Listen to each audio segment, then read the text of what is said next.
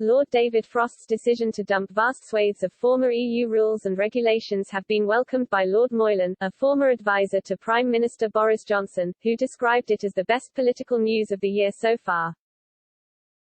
However, the peer also suggested there were significant problems, especially in relation to Northern Ireland, which he warned was still subject to a deluge of new EU laws.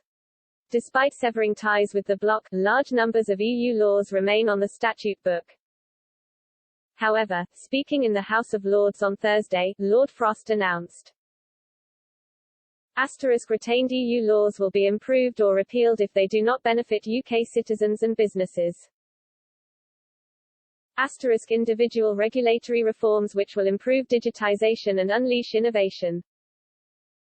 Lord Moylan, previously Daniel Moylan, who was Chief Airport Advisor to Mr Johnson when he was London Mayor, told Express.co.uk, "This is the best political news of the year so far. At last the government will fulfil the Brexit promise of British laws fit for Britain's needs."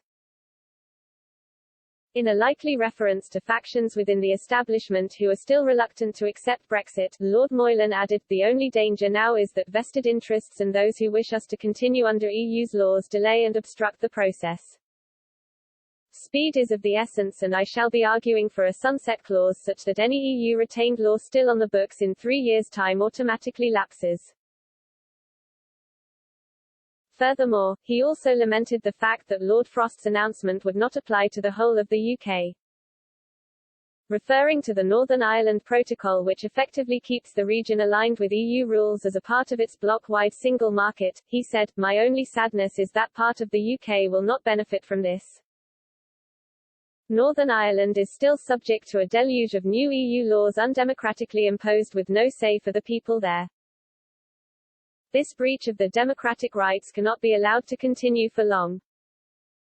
Unveiling the changes, Lord Frost said, "From rules on data storage to the ability of businesses to develop new green technologies, overbearing regulations were often conceived and agreed in Brussels with little consideration of the UK national interest. We now have the opportunity to do things differently and ensure that Brexit freedoms are used to help businesses and citizens get on and succeed.